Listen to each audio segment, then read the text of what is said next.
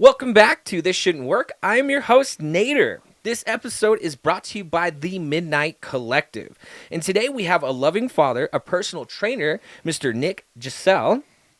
And we also have another loving husband and father, certified bodybuilder, Stephen Coleman.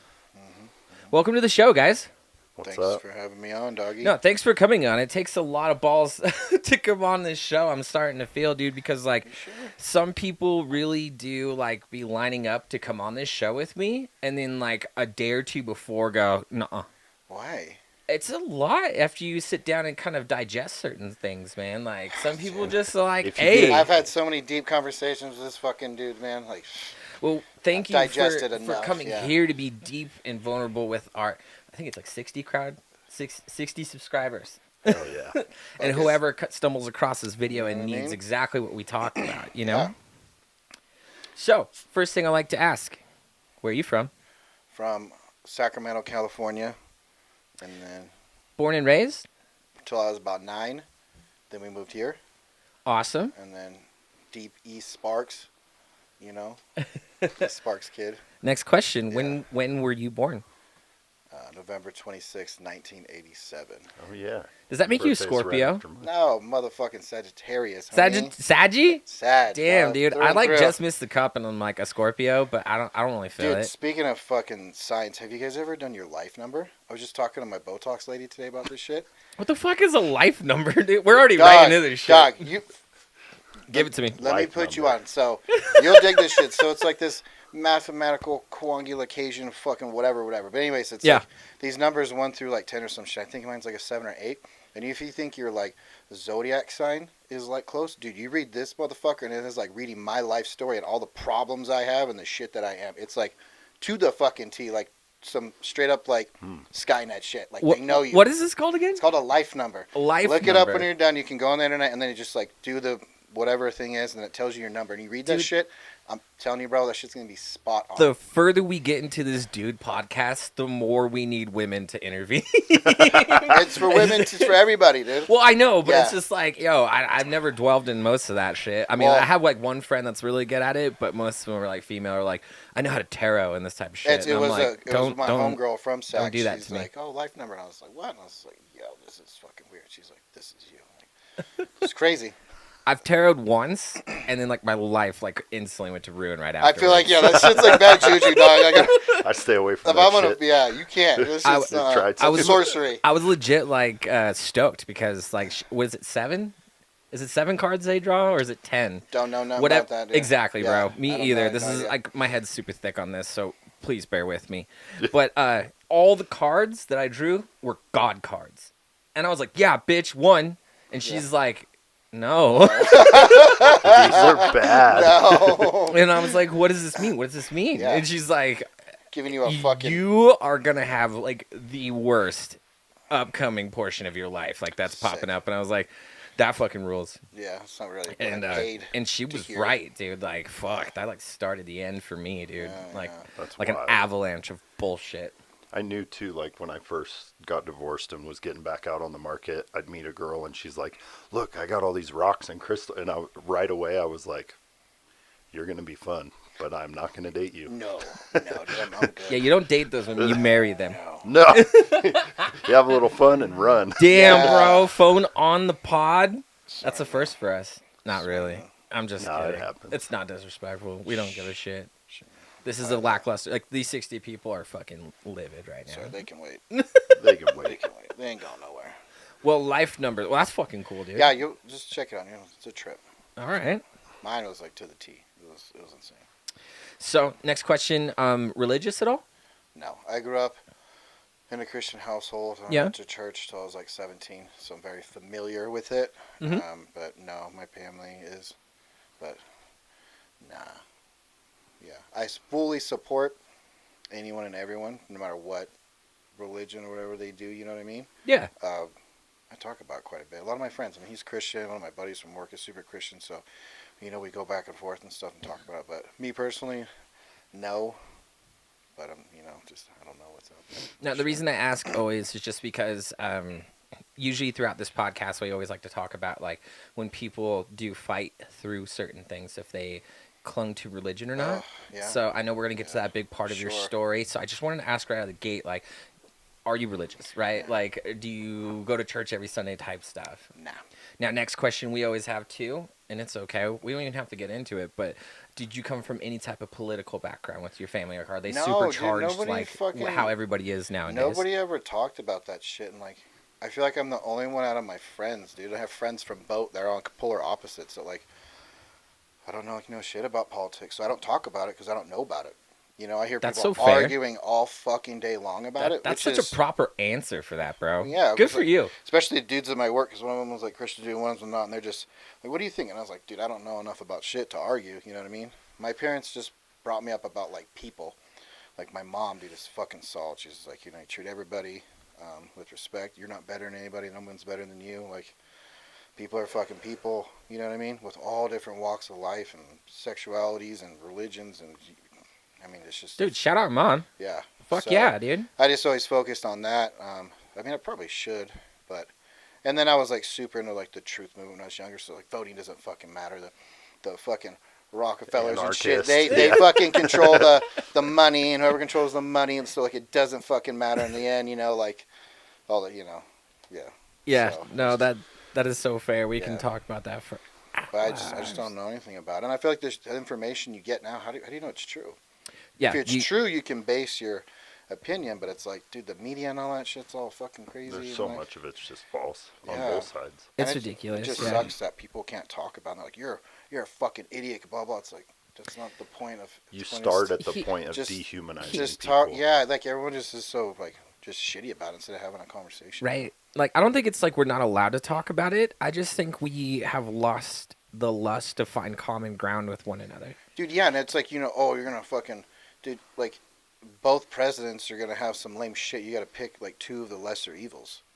You know what I mean? So it's like, you're going to win or lose no matter whoever gets elected, regardless. But what they don't know is you actually don't have to. What? Choose the lesser of the two evils, bro. Now, it would be hard, obviously, to dethrone your government, right? And, like, Yeah. rebuild from the ground up. Well, but... and anarchy isn't a fucking real thing because someone will always try to, like, run society. Or, Exactly. Like the Book and Eli movie. Like, fucking shit goes whatever, and they have that one guy, like, one guy's running everything. That will always happen. Someone will always try to be in power. So everyone just run around all fucking whatever. Bro, that shit ain't gonna fucking happen. Now, it's wild that you say that because that's something I've been, like, researching to try to fucking figure out because of... if you trace back slavery, it goes back for over 10,000 years. Right to the beginning. Of Shit time, probably. started in the Neolithic age. So basically, like when we were almost like fucking Neanderthals, Dude, we're yeah, still yeah. exploiting It's one been around another for to like for fucking labor, dude. Ever, like, bro. Ever. Isn't that the craziest thing? So has nothing to do with my race, question dude, in that you know? is always: is slavery a universal rule, Fuck yeah. or is it something that's taught? It's a thing that's been around forever. I just feel like white people fucking capitalized on it, obviously. Well, obviously, we're seeing like the most like I guess you would say current version of it, right? And I'm sure it's taken so many like evolutions, Yeah. you know. But the fact is like, have we even been free as a species Ever. Oof. So that's a dark I- thought I that don't runs through my know, mind dude. every day.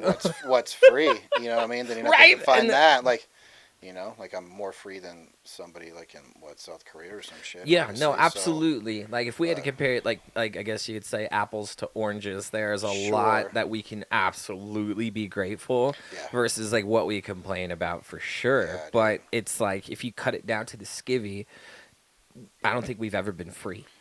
Well, it even goes down to like debt and finances and credit card companies and student loans and shit. Yeah. Like, there's people that are going to be burdened for the rest of their life with medical debt, Yeah. student loans, Fuck different. yeah. Like, that's a form of slavery. People People are capitalizing. I mean, Yeah. in Oh, we different got to ways. save that for the financial episode. I think we Yeah. should bring it to Well- life this year. We've talked about it for like the last two seasons. You're We're gonna gonna listen do to a bunch of finance retards talk episode. about finances. Hey, I have held many licenses and have been in the financial industry for a couple of decades. So That's right, yeah. whatever I say, you could take with a grain of salt, but you can also take it to the bank if you'd like to. You know what There I you mean? go. Touche. But bringing it back. Sure. We're gonna bring it all the way back. My next question is, what is your relationship like with parents? Or have they always been together, like as growing up, or did we just grow up with mom? Or split up a few times. One of the times I was too young to even know. We moved up here. So I moved up here in first grade, and then my mom and the kids moved back down to second grade. My parents split. I didn't know. They just said the house didn't sell, which it didn't. So I went back down to the old stomping grounds, the hood, and then we came back up, and then my mom and dad split up again when I was like 5th or 6th grade, something like that. I don't really remember. I don't give a fuck either. You know what I mean? I have my own view on that whole thing versus my brother and my sister took it pretty hard, and then they didn't get divorced or anything, and then they're still together now, and they're doing I think a lot better than they did, but. Yeah, but they're both like my best fucking friend. Like that's cool, I dude. owe everything to my fucking parents. Like I couldn't even imagine. They just have saved I me love hearing that so on many this fucking podcast, times, man. bro. I can't even tell you. Fuck yeah, they dude. shouldn't have. They shouldn't have so many times, but they did. You know, they're fucking writers. You know what I mean? From now the that cops, you from say drug addiction, from you name it. Let's get into it. Everything. Okay, Yeah. if you're ready, we're ready to dive into it. So now we know a little bit about you. Yeah. We know your birthday. We don't know your life. What was your life number? Did they give you like Dude, an actual I can't number? remember. I think it was like 7 or 8, but I don't want to say one or the other because one might not be. That's like wild. That. Yeah. But very cool. I'm gonna dig. It's 8. I'm gonna dig. Dude, but you're gonna trip out. Let's Make dive sure you're in. fucking stony baloney higher than giraffe's pussy, because then you're gonna trip out even more. Those are gonna be tight. Oh, I know. Yeah. Well, there's a few things I could point you at that'll do the same thing. Yeah. Yeah, absolutely. Yeah. But diving right in, when did we become independent? Like, when did we leave mom and dad's? When did we start our journey? I was like 18. Brought one of my girlfriends up from Vegas. This girl I was madly fucking in love with, and then we got an apartment together, and then that fell out, and then I moved back home, and then I only stayed basically with my parents from like 18 to like 27 when I was on probation, fighting a case, going to jail, and then I would leave. Let's pause right there. Okay. Because we're going to go back even a little bit further. Yeah. How do you know Steven? When did you meet Steven? Steven, I think I knew who he was, probably from the hardcore scene. I think it's the gym. The gym is when we really like reconnected. Met. Yeah. And then I was fucking. But it's like that. Right this is cool. Like for me, because you've got we're gonna get into it. But Nick is comes from this hardcore straight edge gang affiliation back in the early 2000s, and then Nate in Reno back then there was the hardcore scene and then the metalcore scene, and they never really intermingled. And when they did, it was always just a fight because the straight edge kids hated the metalhead kids and vice versa. So dumb, we listen to the same music. And even though it was the same shit, and then I started a band with some of my friends, and we were the only Christian straight edge metalcore band I've ever known in my life in Reno. Well, yeah, period. And we would play all these beat down hardcore shows with Nick and all his friends and all the straight edge kids, and then we go play with Nate's band in these completely different environment shows. So it's the middle ground of the two scenes. But really, it was reconnected at the gym. Yeah. But I think we always knew. So you guys who each originally other was. met through the whole straight edge community back in the 2000s. Yeah. Are you comfortable talking about what you were doing around the time? You need to ask questions, bro. Because I feel like people kind of know about straight edge, but they don't fucking know about straight edge. They don't. No. So can you just give it to us? Give us the raw version. What the fuck is straight edge, bro? Straight edge is no drinking, no drugs, alcohol. It started as no promiscuous sex. That lasted until I got some pussy, and then that didn't work anymore. But same as every other straight edge dude. Yeah. So basically, just swearing off all narcotics or things that are physically addicted to. And then at least when I was coming up, it was already at things that I was already into, racism. No racism, you know what I mean? Fight against racism, sexism, things like that, you know what I mean? So it's kind of like it's an involvement from like the old sharp dudes. You know what I mean? Like the old skinhead dudes that weren't racist. They're actually anti-racist. They beat up the skinheads, but they look the same. So it's kind of like evolved from that, and then evolved into the punk scene, and then obviously like the dude from like Minor Threat, which is like I don't want to be fucked up anymore. So he went sober, and then he started a whole like straight edge punk rock, and that's how. And then in hardcore kind of came about, and then came out of the punk scene. Yeah, and it's just like standing for your fucking friends, no matter what, and just being there for each other. And then some people come from shitty families. Some people, it doesn't matter. You just come together and you just like kids just trying to find their fucking ways and a connection. A connection, and met so many fucking great people. Like, dude, my homegirl Jessie, I've known since I was like 13. Just moved up from the Bay Area, and like just people we've known for so long. You know what I mean? And then when did you become straight edge? 15. 15? Yeah. Me too. Damn. 15. Yeah. So how do you become straight edge? You just like go to your buddies like, hey, I'm straight edge. Well, bro. I had friends Or that I were declare already bankruptcy or like, something. the older, because I was like, I'm from like the older generation. I was like the last young, me and like my friends, and that's like the old dudes, like the Unconquered and Program guys and all the older dudes. They were all like already that way, and I already was not like into like drinking or anything like that already. Yeah. And then they just was like, I knew some dude from around the block. He lived in the same neighborhood as me, and then I don't know. I kind of just met, and then I didn't even like listen to hardcore music. I was listening to like fucking. I was a huge hip hop head, so I am, and like Bob Marley and like Jimi Hendrix. I didn't like hardcore music. I had to like listen to Bleeding Through and like on Carker when I was going to bed. Like, this shit kind of sucks. And then finally it grew on me. And then they were just there, and I started hanging out with them. And then all my friends were like, "Oh, you're fucking hanging out with those guys," and blah blah. And then I just fucking just dove so tough into it because I was already like mad and aggressive and already been fighting and shit like that. So it just. Do you think that was a requirement for them to recruit you?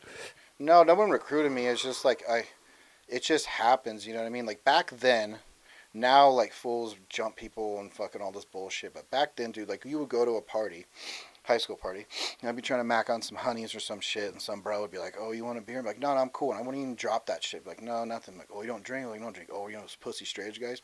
"Okay," and then just crack off like that. Like you would get picked on because it wasn't cool to not drink or to like be, you know, something. And then of course, you know, being vegan was not fucking cool. I don't know if it still is, you know. It's still not cool. Still is not cool, obviously. And so I was like just super into that, you know what I mean? And like, so it just always cracked off. And there's just, and then, you know, the hardcore scene, as you know, it's just very aggressive and violent.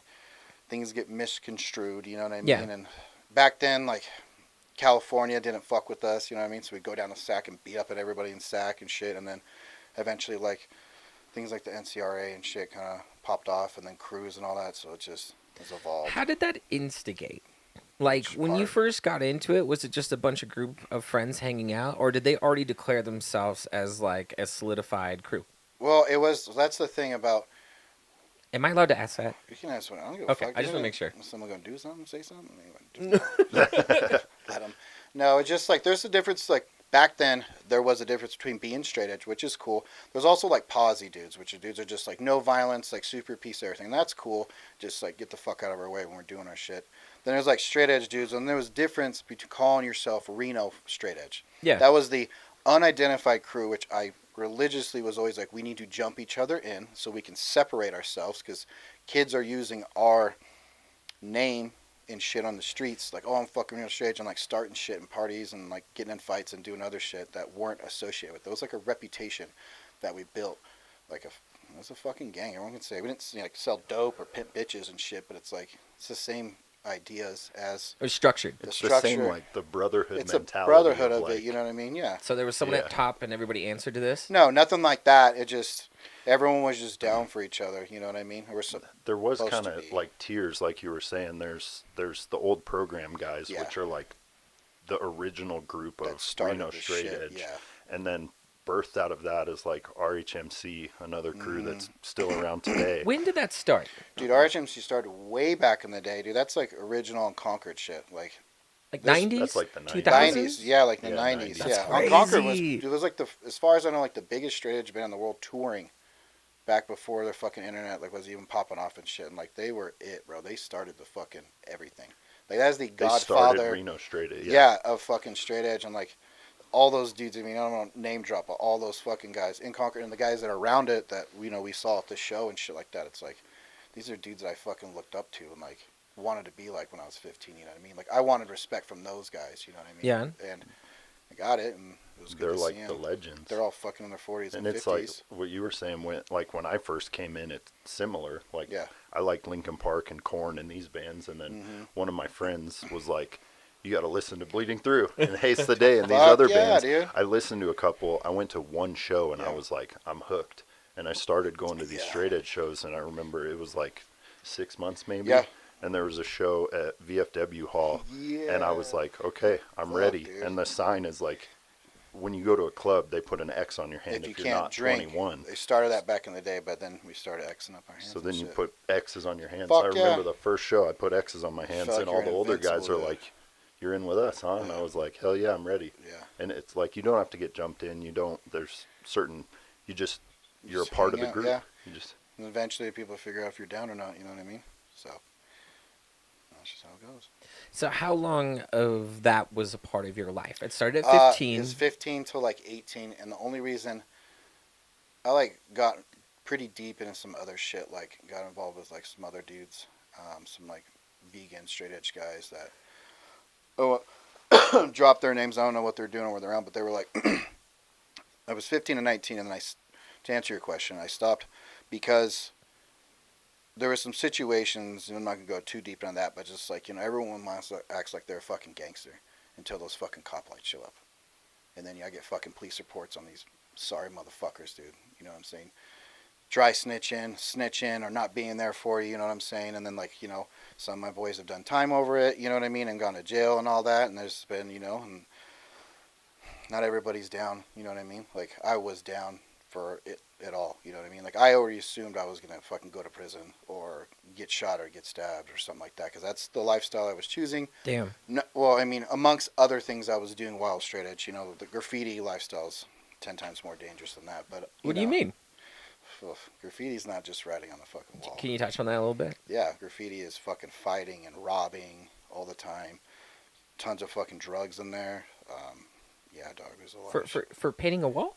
If I paint something, some dude paints over me, I'm gonna break his fucking jaw. It's straight up disrespect. That real? Yeah, it's not serious. Yeah, dog. I'm sorry. Yeah, obviously I'm a greenhorn to this, so I apologize if I sound disrespectful. I'm not trying to be. Like that blows my mind. Yeah, like you can get arrested for graffiti and it's no big deal, but like when you become somebody, like my last one case was a 1 to 3. My boy T Wood, shout out to my brother, he just got out again. Like he's been in prison multiple times. My fucking big bro Tyler Beck did 2 years for it. You know what I mean? He's one of the most prolific graffiti writers that was busted. You know what I mean? Lover from back in the day. Yeah, he got 2 years for that shit. And then yeah, like some of the OG homies, like my homies from TBK that are in a crew called like WBL and shit. I mean, if those dudes were to get busted and like get charged for everything, they'd be sent away. You know what I mean? Like it can be pretty heavy charges. Whoa. Yeah, because you got to think if you get charged for your name, then they can ad book you on every single fucking thing, from a marker tag to everywhere. Bombs to pieces to everything that you did. So when I had my case, that was why I chose to plead guilty, because I couldn't get charged for my name. But if I would have fought it and lost, I would have got charged for my name, and dude, who knows what would have happened then. So even if people ripped you off and went and painted your shit, you'd still get bond for that if they were to write you up for your name? No, because they're smart enough, they can tell like hand styles and shit and what. Cool. Like even when you change your name, there's some smart guys that are like, forensics too. You could say like you can write this word, but like when my homie writes a different word, I'm like, this is motherfucker. Bro, there's forensics to it. Because their letter structure and I'm sorry, this is blowing my mind their as we hand keep going styles, down the layers. dog. Like it's such a deep fucking subculture. Damn, bro, I'm gonna be digging into that. You start robbing all the time for paint. That's and then, crazy. Yeah, and then you're like, oh, like we're like me and my boy T Wood, we're got into robbing a lot, and that was racking is what we call it, and that was taught from me from the other dudes. Like back in the day, you didn't pay for your paint, only pussies did. So you had to rob all your paint. Well, if you're going to a party and want to look fly, well, shit, I'm going to go get a new pair of shoes and a new hat and some jeans, and I ain't paying for alcohol. So you just start becoming a thief for everything. So you were stealing at parties? No, like you go to stores. Stores? Yeah. Anything you want in a store, we could basically get, and I give it to you half price for cash. Yeah. So like that time when we were running around, the only thing I was paying for was being in rice burritos from a Pollo Loco, my car insurance, gas, and then Shout out El Pollo Loco. Yeah, and coke and heroin. Other than that, we stole everything else, dude. So. Okay. Yeah. Wow, you just jumped right into coke and heroin. We went from straight edge to coke and heroin. Oh, yeah, dude, How the fuck do we go from... Okay, sorry, Yeah. sorry, channel. a lot of I know you're stories. watching. We're trying to wrap our heads around all this. This man's blowing my mind. Nick, you're fucking badass, dude. There's stories, bro. Oh yeah, let's keep it going. Yeah, So, smoking crack and shit. 15 to 18 is when you would say you were in the shits with straight edge, right? Yeah, and I started writing graffiti at 15 as well. So there was just like a...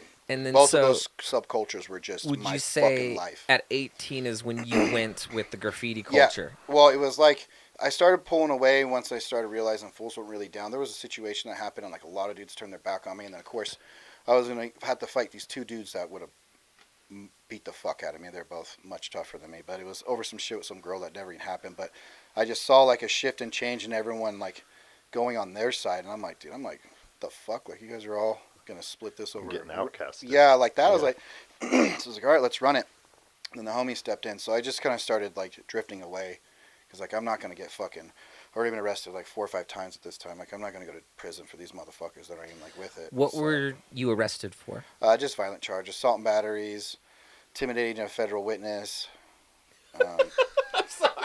Yeah, that was the luck of the draw. Damn. That's just I have the pictures. My mom saved my fucking dude, it's been so long since I've been arrested.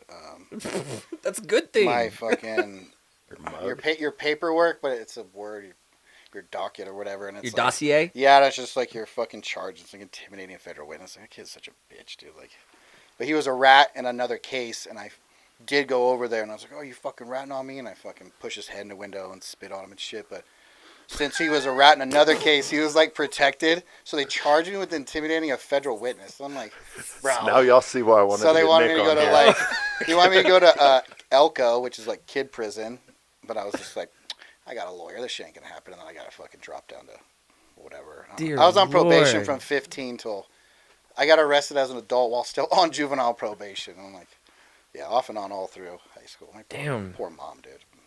So at 18, you started getting busted for more graffiti things, more than less than like. First arrest was graffiti, then it was violence. Then it was just straight graffiti after that. Where do you think all that violence came from? It just was fighting. Like I did some stupid shit. Like I helped jump some kid at school, which was stupid. From you. Like why are you so angry? It wasn't. It's just like not in a rude way. You know I love you, Nick. I'm curious. No, like, is there something like that you're like, dude? I just like. No, it was like more like just high school fights and shit like that. Like kids just being dumb, and then go to shows and you get in fights, and you're not gonna like be the one not gonna do anything. More or less, you're just not gonna back down. Never. Yeah. Well, never. Love it. And that's what it's not about. It's not about. I don't care about getting beat up or winning the fight. It's about not letting somebody disrespect you. And that's part of like the whole straight edge thing. Like I'm not gonna let someone disrespect me, as they're not gonna disrespect you. You know what I'm saying? And like I love you so much, like I'm gonna swing on this motherfucker first. You know what I'm saying? So I got you. You just I built got like you that. like that, homie. Just like you know built what I mean? like that. But then he's just gonna be like, nope, that's not happening. Like you know? Yeah, so yeah. Just, and then when you saw that deteriorate, you're like, I'm good. Yeah, I'm like, dude, I'm fucking been putting in work for this all shit. right. You know what I'm saying? And like, y'all ain't with the business, man. So and then graffiti's my graffiti friends fucking sure the fuck were.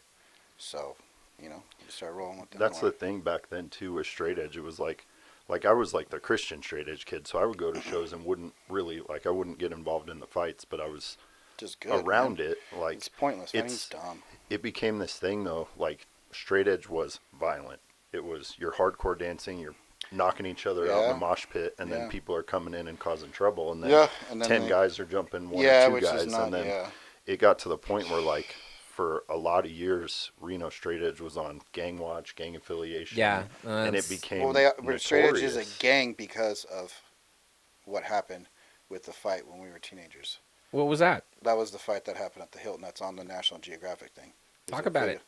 A couple of my friends. Luckily, I was out of town on probation, which is shitty. So you weren't even there. No, I was in Vacaville with the OGs handling some other shit, and that was one of the scariest nights of my fucking life. I just broke my hand on the back of this dude's head, and then it was basically like the California version of Reno fucking straight edge, and like a dude just as big as Jason Glyons, and then you know what I mean, like another dude, and it was like they were gonna go at it, and I was fucking scared because the homie I was with, he's scared, and I've never seen him scared because he put me on game. I'm like, what do I fucking do? He's just hold this fucking bat and have like shit on it. He's like, just start hitting people. It's like my hand's broken. I'm trembling, dude. And these are like grown ass fucking men.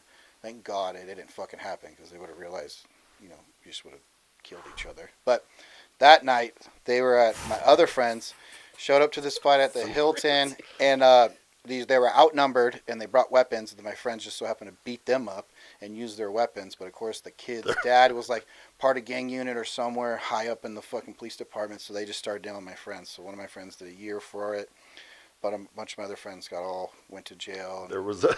There's no names, but one of the kids on the opposing side brought a shovel. Yeah, and then our friend took the shovel and beat him over the head with it. My friend beat him with golf clubs. His nickname was Shovel for 10 years. Yeah. So. Okay, so let me hear this correctly. Yeah. They showed up with weapons. Outnumbered my friends, yeah. They got beat up. Mm-hmm. With their own weapon. Beat up bad. And then they got registered as a gang. Yeah, and then none of those kids got arrested or even in trouble, but all my friends did. Did anybody die? No. Okay, no. That's good. No. All of our friends, like a lot of them got charges, and then Reno Straight Edge is like on gang watch for multiple years. Dude, it was all over the place because I feel like we went touring like the East Coast and stuff after that, and it was just like we weren't allowed anywhere. Yeah, as soon as we said we were from Reno, like everyone like thought we were Reno Straight Edge, and we were like, yeah. But dude, we weren't the only ones. I know fools in other crews in other cities, and like my homies in a big crew now that's worldwide. Like some hard hitting motherfuckers. It just so happened that caught the attention, and it is what it is. That's wild. Is this still going? Yeah, Straight Edge will never die. No, as far as like I guess you would say like an affiliation, like crews like that, or is it just like, hey, we're just Straight Edge now? Or no, there's tons of crews. There's tons of hardcore crews that are like still going. Like I said, one of my buddies is in a big one, but it's mixed with straight edge kids and non-straight edge kids. So it's just crews is such a popular thing. It's gotten more lenient as far as like you said, like letting homies in that do potentially partake in the alcohol or smoke a cigarette here and there type shit. It's all different. A lot of people are older and like dads and have families and shit now. So some people just have other things. It's like a progression too, like what you're saying. It was crazy watching the progression of different people.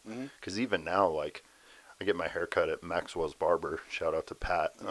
It's all former straight edge guys. Yeah. They're upstanding dads. Yeah. There's like 3 groups almost. A third of us kind of became more responsible and became dads. A third of us became drug addicts or got addicted to alcohol. Yep. And then a bunch of them became Hell's Angels. Yeah. So and I mean, like straight edge progressed into all these other things. Yeah. And there's still like a bunch of my friends, that are still straight edge. Random. You're like, they all got into drugs. Yeah. And then a few became Hell Angels. Yeah. I mean, that's the end. You're like, wait, what? Say that last part. There's still fools rocking, and I'd love all like my straight edge homies still, and I still fucking support that. It's just eventually you stick with that route or get wrapped up in something else or just go your own way. So can we talk about that? We're going to bring it right back to your storyline, brother. So we went 15, 18. We got a really good taste of all of that, right? Yeah. What happened, where you're at.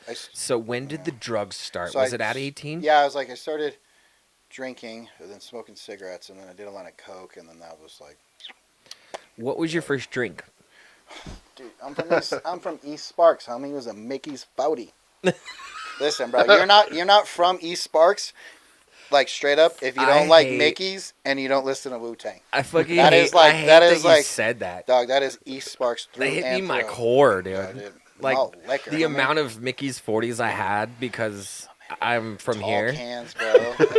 Dude, because I'm just from here, and people like look at you funny. I'm like, what? This is like breakfast, bitch. You guys single-handedly raised their stocks 40%. Oh, for sure, dude. So many alcohol companies are suffering since I've been 3 years sober from alcohol. Bud Light is just like, fuck. Yeah. So.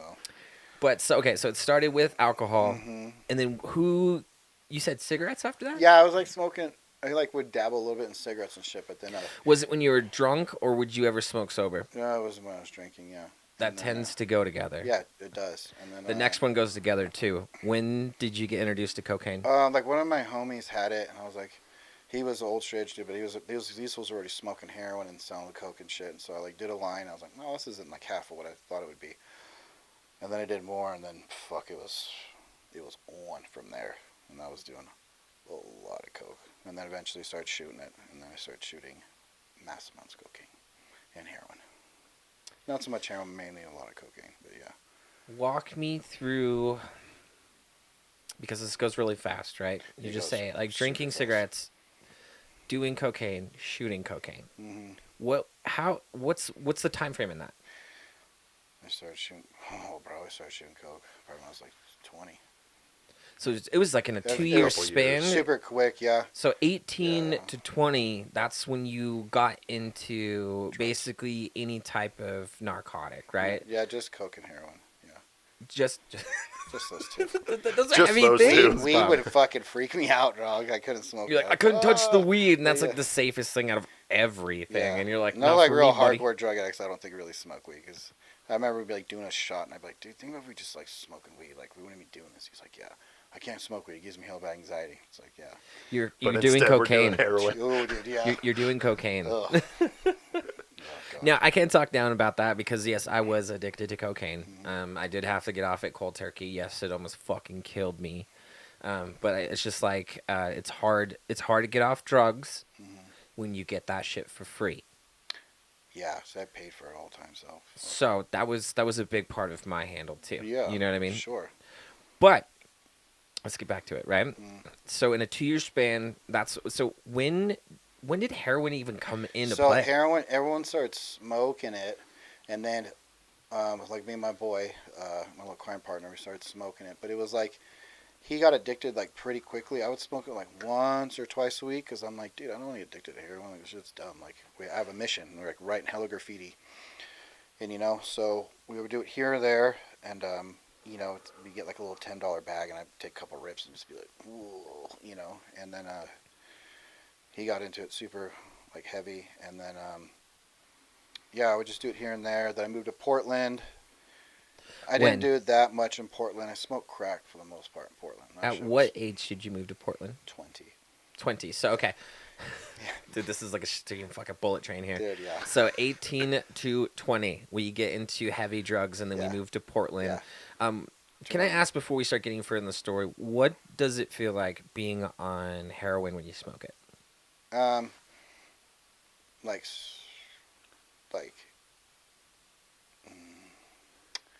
don't know. It's cool. For me, it took away all anxiety. It took away I was not I didn't like do drugs to escape anything. Like my life was cool. But it made me like just feel like less anxiety and like just cool, calm, and collective. You know what I mean? Like because I have like really bad ADHD and anxiety, so I'm always like super overwhelmed all the time. Like taking out the fucking trash, I'm like, oh, like fuck, But it just like just shut everything down, and like I wasn't like fucking like I was functioning. I had a job and all that. I didn't steal from my parents and shit like that. It just allowed me to function. Like if I could have that, you know what I mean, without like the high part, like just it calmed me the fuck down. Like that would be tits. You know what I mean? It'd be cool. It just slowed everything down and allowed me to like think and shit. You know what I mean? So May I ask, are you medicated now? no. Should be, but I'm not. No. And that's okay. Like it's such a personal choice, man. That was one of the scariest things I think I ever endeavored was going in to get fully treated for how fucked up I was. Yeah. And you don't know how fucked up you are until the person sitting across from you is like also in tears, and you're like, oh fuck, you know what I mean? And you're like, yeah, This is worse than I thought. Yeah, oh my god. And then they actually reassure you like, hey man, this is most people don't grow up this way. You know what I mean? Or like never have to deal with this, or had to have seen some of this shit. Yeah. So it's like we feel like we get like where your disconnect is, but we can start helping you identify triggers, and you can start taking the pills if you'd like to. I was heavy on I want to take 0 pills, give me all the holistic shit you can give me. It lasted for a minute, and then I finally got sat down by my doctor and was like, you got a chemical imbalance, bro. well, what he told me was like, Nate, you're not winning any awards for not taking the pills. That's true. I was like, fuck. That's a good analogy. Yeah. And then so I took them, and everything has gotten better. Yeah. Everything, bro. I didn't realize how fucking rattled I was, man. I mean, I was on Adderall for a while, but it worked, but it didn't do what I needed to do, so I got off it. But all I can say, as like, especially with this channel, don't. It's a tough thing because you come from a big masculine background. You know what I mean. So to say go sit down and talk about your feelings, instead of like fuck no. No, I've been. Dude, the first thing I did when I got a divorce was got into therapy. Awesome. I have no fucking problem with that because I'll talk about my feelings and cry and I'll still. No, I got you because I break your just fucking a jaw. You know lot what I of mean? dudes. Like I'm masculine enough that I can cry. I don't give a fuck. I know, but like I'm know? sure, like That's even when you talk about that stuff, you'll still see some scrunched noses. You know what I mean? From dude, some dudes. From some you know? people, but And I'm not saying it's all of them, but That's I'm cool. just saying like how much more like tough dudes would be. Like we would have like this inner army of just like well put together dudes. Yeah. You know what I mean? If they just really understood the power of having that personal secret like live journal to just get it out and say it I what can you tell want you, to. every And relationship they have would improve. oh, You want amazingly. to be married, have a relationship with a girl. You better figure out your emotions and how you feel. Learn how to For communicate. sure. You don't. Prime example of me. You'll fucking end up. it's like the prime example of masculinity that's bad is the negative connotation of like you can't have feelings, you can't have emotions, you can't be masculine if you talk See to how a therapist. far that gets you. That's bullshit. Yeah. Absolutely. It's fucking ridiculous. Don't be a fucking whiny pussy all the time, but like, you know what I mean? Like, For real. obviously, you know what I mean? But, Yeah. no, talk about your shit, because if you don't Bottle it trust up, me, man. bro, that bottle will fucking burst. And when it does, try figuring out your fucking life then. Good luck, homie. Good luck, because it happened. So I'm gonna grab this conversation and we're gonna go back in a time machine Sure. for 2 seconds. Yeah. We're in Portland. Yeah. Okay. So that's when we got introduced to heroin, or we No, were just I was- smoking I it was and then we shooting went up to coke heroin. before I left, just for fun here and there, you know what I mean? Well, well. Hey, Not drinking like, and cocaine not like religiously, like I go did, together. but I was, and then I was smoking some crack, and You can't say it so casually like that. because crack isn't like something you like wake up and you're like, oh, I'm gonna go smoke crack. It's like it's Friday night, like let's go smoke some. Like I would smoke crack with this black dude that I fucking worked with in Portland, dude. And he's just this normal ass dude. He's just like, bro, he's like, bruh, every time I get paid, I just want to fucking smoke some fucking rock. And I'm like, I'm with it. So I picked this fool up, dude, and like every time we got paid, dude, we would go to the fucking MLK Boulevard. If you know, you know, in every fucking city. And he knew all the homies, dude, and we just fucking smoked some fucking rock. But the rock was so good, like you wouldn't even get all paranoid. You would just get high, and then that was it. And then, yeah. And I did heroin like a couple times in Portland, but the heroin scene in Portland's insane, dude. So like, dude, that shit would fucking knock you on your ass, and you would not be able to move. Like it's dangerous. You can't function on Did that. you smoke it or shoot it? Shot it because I didn't know how. So my buddy had to do it for me because he was shooting heroin already. Yeah. He showed you Was what? that your first time? No, my first time was in San Francisco. By the other older homie graffiti writer who plugged me for the first time. But I think they dipped me because they got high and I didn't. So I'm pretty sure they took all the dope and gave me like water or some shit. Or like just a little bit, you know? Yeah. Fuckers. Just to wheeze you into it Yeah. a little bit. Why did you end up moving to Portland? What took you So there? I did a certain graffiti thing in town, and it definitely caught attention, and things were just getting really hot, and everyone was getting really bad into drugs, and I was like, fuck, I probably should leave. And like I went to Portland to see my buddy Tyler in January, and then I moved there in June, and I stayed there until November because I caught a case there, and then I skipped town. So I went there, and I had a job, and I rode BMX the most time I was there, and then I would just go out painting. I was robbing a ton up there, so I had just Yeah, I forgot. You were big into BMX, too. Yeah, Pretty yeah. good. A limited supply of paint. I had a girlfriend at the time, and she was down to do my rack and returns for me. So I was just getting tons of paint and painting, and then I caught the case, and then skipped town and came back, and then it just got worse. So how did it get worse? Just started doing way more fucking drugs, like shooting so much fucking cocaine. I don't know how I'm alive. It's so dumb. Embarrassing, yeah. What do you mean shooting so much cocaine? Like shooting up an 8-ball. At a time? No, doing like half-gram shots, which is... But Just the until coke was, the 8 it ball's was gone. really, like really cut, so it wasn't like great quality, so, I mean, yeah. Why did you turn to shooting it instead of 'Cause snorting it or snorting smoking it wasn't doing shit. It wasn't fucking You getting get me high enough. desensitized to it after a while. Yeah, and- dude. I mean, you snort enough fucking cocaine, it just kind of quits working, really. You know, like when you can take a whole fucking gram, me and my boy, and do half-gram lines, and you're out of coke, and it's like, So then the other homies that were way into drugs showed me, and I was like, oh, and then that was fucking it. You do it once, and you're like, oh, this is it. That is a feeling, yeah. So, yeah. So how long did that go on for? pretty heavy. And then when I got locked up, and then when I got out, I used for a little bit, then stopped. And then I met my girl, ex-wife. What did you get locked up for? Graffiti. Okay. I had a 1 to 3, and I beat it down to some county time, and then I got on house arrest, and then shot up some coke, and then pissed dirty, and then I did the rest of the time in, and then got out, and then, then I got high like hours after getting out. Did you shoot cocaine? When I got out, Mm-hmm. I forget what I got. Something. It was either shoot coke or did some heroin, one or the other. Yeah. And you said for how long after? Did it for like another a year or two, and then Damn. I got into lifting, but then I was still like going out drinking and just snorting coke. You know what I mean? I quit doing the heroin completely, but then I like dabbled like here and there, and then finally quit. Yeah. Yeah, I would like a weekend warrior kind of thing. I would get like high like every couple months. So the entire year we got out of jail, it just kind of regressed itself. Yeah, because I was like, I got out like with a month left of summer, so I just went fucking nuts. Like I got out of jail at like 4 in the morning, and I got in this really bad fight, with this dude, one of the toughest dudes I ever fought. Beat the shit out of me, 6 o'clock that evening. So it just was not. Like I was off to a day. Yeah, I was off to a bad start. Like as soon as Instantly. I got out. So you got out of jail and got beat up. Yeah, he won. I wouldn't say he got beat up. Well, he just Still, I you had had to long get ass. punched in the face. That fucking sucks Yeah, after being in He jail. was just dude. like this really fucking tough dude, and I hit him hella hard, and he didn't even do anything. And then I like fell down, and he had me because I had long hair at the time, so he had me by my hair, and he would just hit me in the face, and my head was bouncing off the concrete. And I was like, God, I hope one of my friends comes and saves me right now. And he just beat me up, and then luckily my friend came over, and and there was a whole rubble thing going on.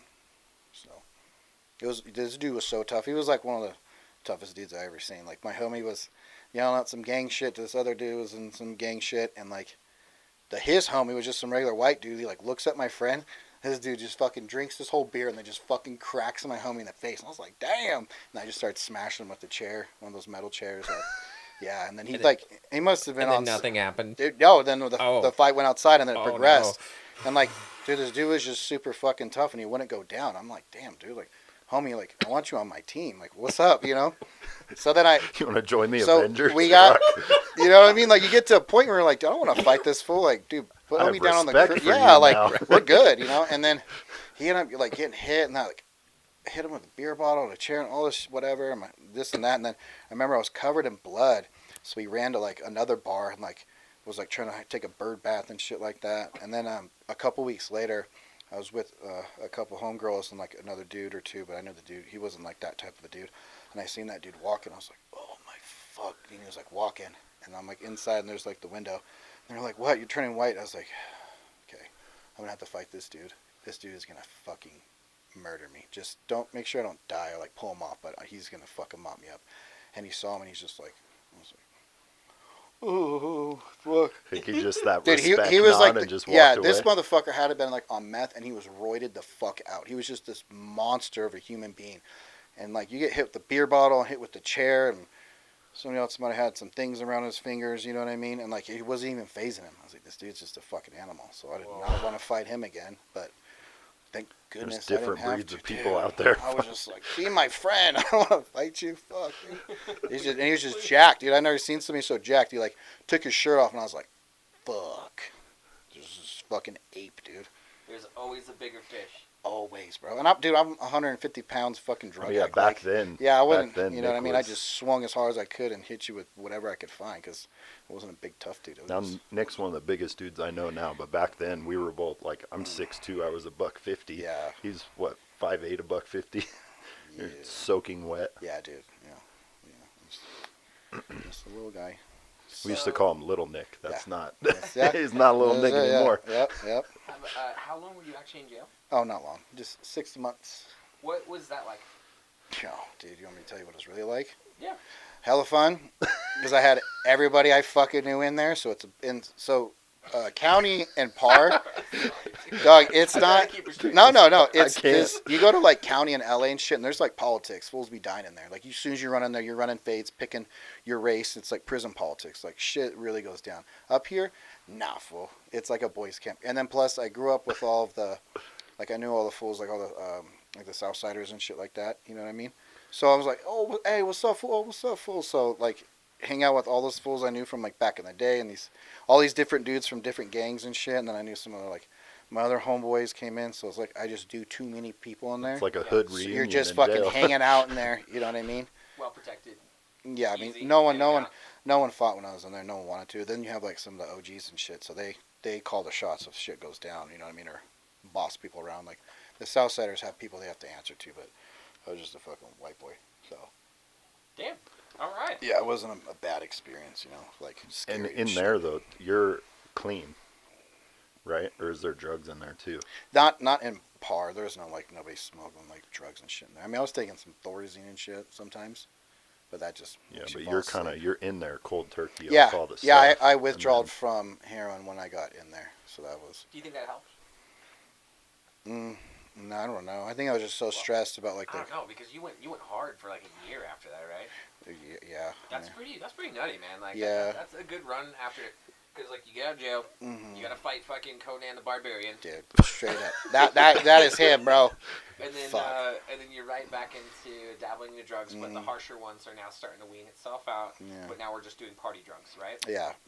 So at what point in time do we meet our? Is this when you have a child at this time? No, I had Valence almost 7 years ago.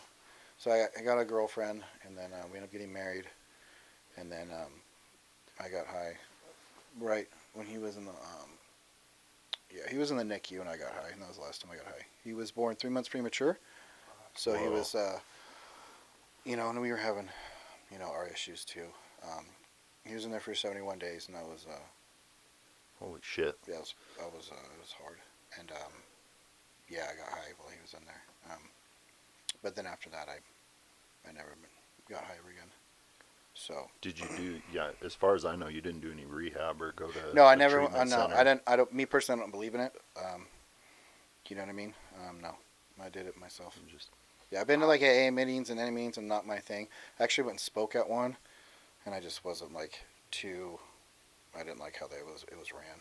It's just that specific meeting was just about how big everyone's fucking dick is, and this is what I used to do, and I'm like, this is not helping these guys. How fucked up you used to get. Yeah, so I like When I spoke, I was like, this is what I used to do, okay, but this is what I did to get clean, and this is what I would suggest you did. Dive into that, like that part. Can we talk about that? How did you get clean? Suboxone, thankfully. Powerlifting is what got me clean. So I was lifting, but not like making like. My progress halted, and then I competed, and I was like, the more I started getting into powerlifting, I was like, okay, I got to quit like drinking and getting high because it's not helping me. Impeding progress. Were you getting shredded while getting fucked up? I was like trying to build muscle. I don't want to say shredded. I was pretty fucking skinny, you know. I was like lifting regularly all the time, and eating and all that shit. But then I'd get fucking drunk and hella high on the weekends, and then I stop all your progress. Yeah, you literally shit on all your progress. You get drunk, you just pissed your whole entire week of progress gone. And I got into powerlifting, and then, as I got more and more into that, that's when that all pulled back, and then eventually just not became so important. So, yeah. Would you say it's like for you, because like my story's been on this podcast a bunch of times with the gym, kind of like saved my life and got me out of all kinds of anxiety and depression. 100%. So it's good that we're circling back on this because that's some heavy shit you went through. Yeah. There, stud. Yeah. And for you to come out on top without like having to cling to a higher power, go surrender yourself to like a unit to take care of you. Well, that's why, Find it in yourself is probably it's fucking tough. Dude. Well, that's what it is. Like, so I'm tipping it to you, bro. Yeah. Like, if no one's said this, I'm very proud of you. Oh, I appreciate that. You know No, what I not mean? really. That's fucking. That's yeah. That's I got myself like everything bad that's happened in my life, I've caused. Like I've accepted that. Like 99% of the time, not. I'm not misfortune. I don't come from a fucking terrible family. I've had every fucking opportunity. I have fucking shit on everything. Or I wanted to be a fucking gangster. Or whatever version or just a criminal since I was a little fucking kid. So like everything bad I've done happened in my life is because of me. So when I was doing drugs, I'm like, if I'm gonna get sober, it's because of me, not because of a program or a spiritual. Like I'm gonna do this. I got myself into it. I need to get it out. You know what I mean? And I did. And then, then when you get sober, that's when you got to do the real work. And like fucking apologize to my fucking parents and like there's just so much. So much shit. I finally have like someone I can sit across from and resonate a little bit. Yeah. Because everybody still like wants me to be like rah and shoot confetti that I'm like 3 years sober from alcohol, and me, I'm like, I don't give a fuck, dude.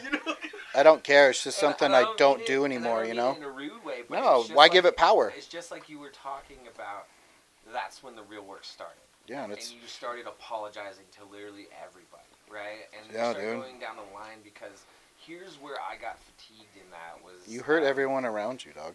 For real, you didn't realize. You don't fuck. No, you didn't even realize no, how bad. No you idea, dude. Sit down with one of these motherfuckers and they start. You can watch it on their face. Bawling, dude. Yeah. And this is a person you thought was like your ride or die, or like you never thought you offended them, and they're like trying not to like throw up how bad you hurt them, and you're like, oh my fucking god. And that's like the whole reason. Like I remember when I told my mom I was doing heroin for the first time, I started crying, and she just is like, "You fucking idiot!" Like I didn't know. I was just waiting for you to be a man about it and tell me. You know what I mean? And then they knew. And then like when I finally got sober, the fucking, and like I like apologized because I didn't realize like going like. I was like, Mom, I'm just writing graffiti. It's not a big deal. I'm not going to die. But, dude, that's still like a traumatic thing to put on your fucking family. Yeah. Like, oh, what's Nick doing? He's just fucking writing graffiti and robbing and fighting people, like, before, whatever, But everyone I knew around me was doing it, so that's the normal thing to do. So, like, I didn't see it. But, like, when my dad finally told me one time, it was, like, one of the greatest things. He's like, I'm really proud. He's like, as long as you just don't start writing graffiti again and start doing drugs, he's like, I'm proud of you. He's like, that's the only things I ask out of you. And that's why I don't paint. Like, oh, why don't you go do legal? It's like, it's a trigger. It's not, graffiti's not that to me. Graffiti is the fucking illegal, like underground fucking like. There's a certain like a high with it, thrill of getting caught. That is why I wrote graffiti, why I write graffiti, why I went to hardcore shows, and why I go to the gym, is when I'm doing all those things, the endorphins are so big that it shuts off my brain. Like when I'm painting, I'm nowhere else. When I'm training, I'm nowhere else. When I'm in a hardcore show or like moshing with my friends, like dude, it shuts off all of the, the shit. Everything else disappears. So that's why those things, and they're all like never ending. Like you can never be like go to so many shows and be like the toughest dude or whatever. And like with graffiti, you can never be the best graffiti writer. It's just there's always more spots to paint, colors, letters, whatever. BMX, same thing. It's never ending. Lifting, it's a never ending thing. So those are the things that I'm drawn to. That it's just a never ending quest. Constant progression, constant focus. So that's shit like that. I didn't realize that till later, but I was like, oh, that makes sense. They're all have the same kind of It'd be like connection. That, though. It takes a minute to kind of discover who it is that you are, but here it is. Under the influence, you're not really looking, are you? You know what I mean? No. I didn't for the longest time, and I'm still trying to get comfortable with myself. Mm-hmm. You know what I mean? I still apologize for a lot of things, and people are like, dude, it's fine. And I'm like, you don't need to apologize for that. Yeah. And I'm like, but like you just don't know when to stop, I guess. But I knew when to stop when I was apologizing to individuals and they would not let it go. Oh. Like, how we just circle back in conversation. They're like, well, you used to blah, blah, blah. I'm like, dude, I apologize for that. And if you can't forgive me for that, then I don't need you around me because that's not part of it. It's ruining my growth. Sure. You know what I mean? And so that's... I never had that problem, like, as far as losing friends because I wasn't, like, robbing from my parents. Like, I had a full-time job, so I just, would just buy my drugs with that. Like, I supported my habit, and I was I wasn't a junkie. I was an addict. Like, I'd be high on heroin right now, and you wouldn't know. I just, you know what I mean? I was just that like that. So, luckily I didn't, like, do a bunch of shit, like, and fuck people over and all that kind of stuff. I just borrowed a lot of money. That I very functionable. Back, Yeah, but I think it was just, like... And that's why my parents never, like, I think, really kicked me out. Because it's like, I mean, you're high, but you're not, like, being this, like, rotten piece of shit versus, like, so... on a different level. But what's more destructive, being functionable or a piece of shit? Yeah, You know what I mean? fuck yeah. I think I had to draw the line on that one myself Sure. because, like, when you can get up and go handle your life and still be a fucked up addict, Yep. there's deeper things going on Sure. than anybody can determine. Oh yeah. I Things you didn't don't know that until I sat down and got analyzed, and I was like, Yeah. wow, there's some shit going on that I wasn't even realizing Yeah. because it was the same thing. I was like, I'd be completely fucked up on alcohol. You wouldn't know it. Yeah. You know, it only got bad because I got so fucked up my brain started slipping, dude. Yeah. It's Mm. wild. Yeah. Like, it does that. You start to get, like, wet brain, dude. Oh yeah. And it happens And you think Oh, it's yeah. normal. You think that's like a normal thing, and then all of a sudden you come out of it and you're like, in your I head. did not You realize said how a fucked up I collected was. sentence, but you watch the video back and you're all, Dude, yeah. Bro. you know, and they're Oh, like, what the fuck is wrong with you? I And you're didn't like, say nothing, that. dude. I didn't say that, you know? yeah, dude. So, would you The- say? go ahead, go ahead. The gym, like, how? When did that coincide with your son? Like, as far as when was he born and when did you start going to the gym? Was it around? Oh, the I same started. time? No, I started training like right after because I started working out in jail, and like that got put on actually like 10 pounds or something. Like put on. A so little it's bit of true. something. You go to jail, you get shredded. I mean, yeah. Well, you either sit around and listen to fools lie about all the shit that they don't do or did do, or you fucking stupid ass tweakers, or you know what I mean, or you like kind of get your own program going. So I started like reading all books, and I read before, so it wasn't like a big deal. And then I started working out, and then when I got out, I just kept all those jail routines for like months because I didn't join a gym, and then I just did the shit outside, like and then I just started training. But then when I got into powerlifting, when I went to American Nine, that's when I started getting like a lot sobered up and cleaned up. How long was it from when you got out to when you got married and then had your boy? Fuck, dude, I can't even remember. I'm really bad with like dates and numbers. This is what this is all about. We're actually Yeah. putting a timeline I together was for like you, which is great. 26 when I got out, and then I met Michaela like a year later after that. Then we got married 2 years after that, and then we had Like Valen. 29. Valen is, he'll be He's 7 7. in July. So Right around when you're 30. yeah, 30s, Around yeah, then. ish, yeah, Okay. yeah. So 4-year gap. Damn. Okay, that's a lot to process. Yeah. So when you were getting like, were you just like partying on the weekends Yeah. when you were in your relationship? Yeah, at yeah, that time? just drinking, getting fucking hammered, and like I never had a problem drinking. I mean, I would drink all the time, Yeah. but I never cared about alcohol. Just you're high, so you drink. But even to this day, dude, I have like 2 beers. I'm like, you just, Like you know what I repeat. mean? See, So I can't have one. yeah, well, yeah, I get fucking hammered and like be stuttering and shit, and just like, tagging on shit and fighting, and then like she would come out and party sometimes, like, but then she would just see how annihilated again. I think it probably just turned her off a little bit, but I wasn't like, I don't know, I was just very rambunctious, and I was fun. I'm starting to That put was it. I'm fun. starting to put this together here a little Yeah. bit because I'm wondering, right?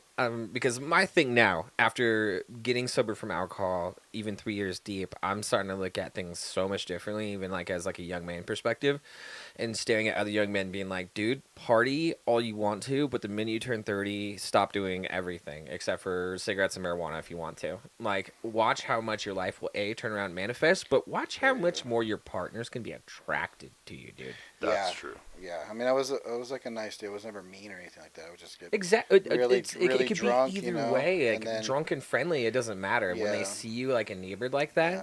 it dries them up. yeah, yeah, Drives them up the wall. it does. Yeah, but then I just I didn't hardly ever drink after that. So even now, so it wasn't really an issue. And the more you care about lifting, the less you care about that stuff. So, becoming a father, Mm. what was that like to you? The greatest gift I ever received in life. But it was a scary moment because, like I say, he was born premature. So that was. How's he doing now? Oh, he's fine, completely fine. Fuck yeah. Yeah, he was good. He was. It's crazy too because he was vegan from birth up till last summer, and now he eats like normal people food. So because I was vegan as well, obviously. So was my ex-wife. So to hear the doctors be like, oh, like he's not gonna survive, and he blah blah blah, and like this and that, and I'm like looking at him, and I was like, I'm vegan, right? And he's like, wait, what? And I was like, yeah, motherfucker, he'll be just fine. And then So to raise like a vegan baby, you know what I mean? It's crazy to kind of think about it now. A healthy He was vegan baby that super was healthy. premature. There's nothing wrong with him premature. Met all his markers. Like, it can be done. You just gotta know what you're doing. That's the most baller thing I think you could say. Well, Yo, this baby vegan. My ex-wife And is he's jacked, just like his yeah. dad. Well, my ex-wife is fucking just an incredibly, incredibly smart human being. Yep. So, I Do mean, you guys she co-parent well? yeah, she's the. I couldn't be any more lucky. She's just the greatest. Yeah. Amazing. Yeah, no issues, no court, no nothing. She's just she's an amazing human. Can I ask one question? I know it's going to throw us completely off topic. Why the decision to become vegan? Oh, dude, I believe in animal rights. I did that like right when I became straight. I was like vegetarian for like 6 months, and then I just boom went to being vegan. Yeah. What age did you decide to do that? Was that 15? Yeah. So you've been vegan since you were 15? I just stopped being vegan last summer. Last summer. Yeah, so it's my fault. I gave Nick some farm fresh eggs so from our chickens. I'm still like because they're vegetarian. guilt free. Yeah. They love laying eggs. So like the only thing I really eat now is I just eat eggs, but I still like don't eat like dairy. I still don't wear leather. You know what I mean? I don't buy products there. So it's basically still like vegan, but I just like eat eggs now. Gotcha. But, I know. animal This, rights. unless you live under a fucking rock, Yeah. can you explain what veganism is? Veganism's you don't eat, wear, support anything that comes from animal. Still to this day, I don't go to the fucking zoo. I don't go to the fucking circus, the rodeo. I don't buy products that are tested on animals, have animal derivatives. I don't wear leather. You know, I'm sure there's areas where I falter because if anybody was 100% vegan, you'd be butt naked standing on the fucking dirt because we have some kind of an impact. There's leather in my car. I couldn't do anything about it. But I bought a used car instead of a new car, so you know what I mean? Please conscious kiss my ass, you know? Like, well, yeah, what I get from most of the vegan dudes that I toured with, just because it was tough to like try to maintain the lifestyle when you're out on the road, and because the food's very limited. Sure. More or less, they're just like, we're trying to shrink our carbon footprint as much as possible. Well, it starts with animal rights. You're never going to stop being vegan for long if you don't do it for animal ethics. And then, yes, it can help the carbon footprint, of course, and then, you know, for your health as well. But if you do it wrong, you fuck yourself up. Don't get me wrong. How could you do it wrong? By not eating enough Are you micronutrients. You're just eating trashy-ass vegan processed food that has 2,000 ingredients for one, like, veggie burger or whatever. Like, you have to do it right. You have to eat, like... I was more of, like, a Whole Foods vegan, so we'd have, like, some of the fake meats, but I ate, like, more, like, legumes and beans and rice and vegetables from, like, Whole Foods. So if you don't do it right, you can be malnourished. Yeah. I mean, but I fucking, until, you know, last year I built my physique off of it, eating fucking massive amounts of tofu. I know you guys could already see it on camera. We had to actually shrink his muscles to get him in here. I'm not that big, bro. We had to get. We had to like. I don't know. This is all CGI. He's actually massive. These guys call me hulky, but Nick makes me look small.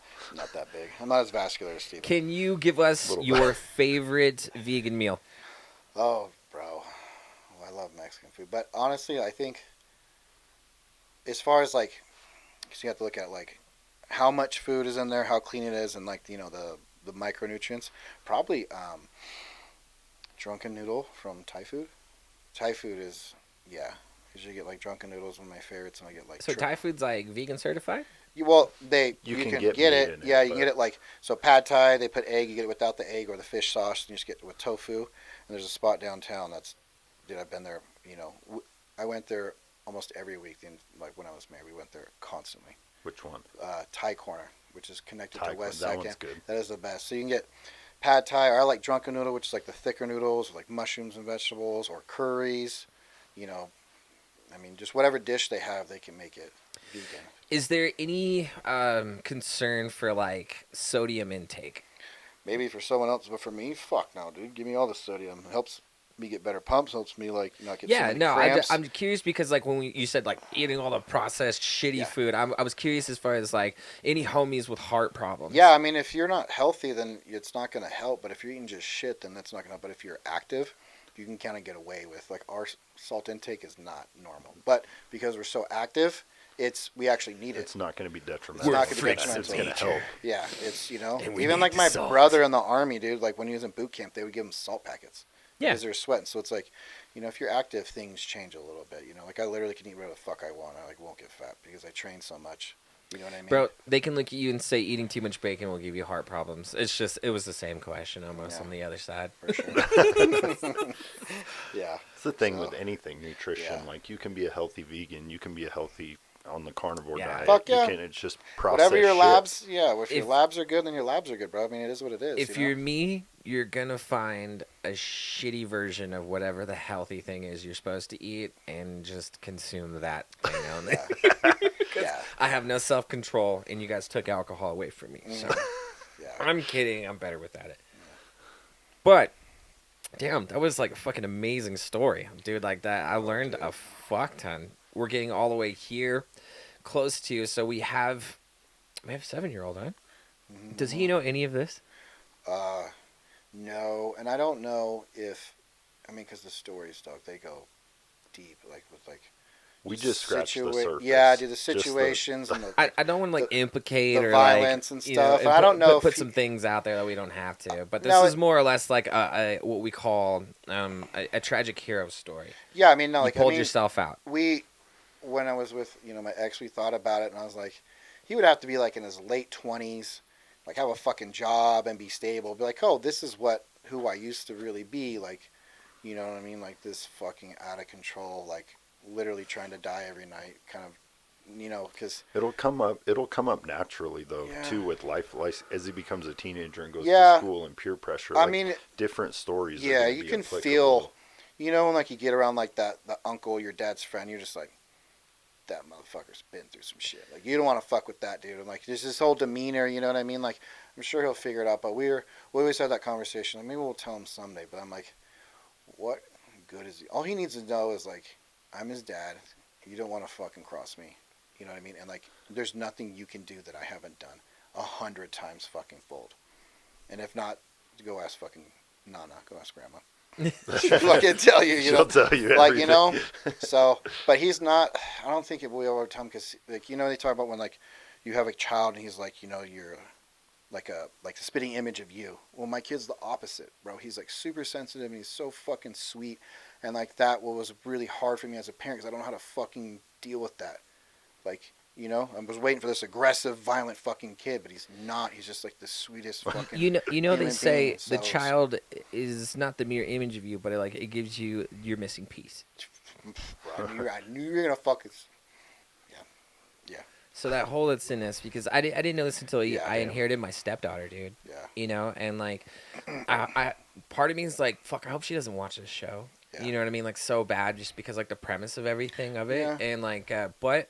She's like hitting that age where I can like see the questions coming, and I'm like, man, I'm really gonna have to explain some shit to her. And it's better. I don't know if I'm ready. Yeah, but it's better they know, because then they know, like, okay, like these things happen, but they overcame it, and like, I can go to them. They've been through stuff. It's like you want to be able to talk and like relate with somebody who's been through shit. It's like you get some fucking suit and tie motherfucker that shows up to like a fucking game meeting. He's like, oh, you shouldn't. It's like, you're not going to listen to him. Yeah, that guy's now a this pussy. fool just did 20 years with his face tattoos and shit, like, and he's trying to talk to you. Like, you're going to listen to You're going to listen to more, so it's, I think, they don't need to know everything, but when they have someone that they like, no, it's not just some Joe Schmo, like, it's easier to relate, I guess, so. Yeah, man.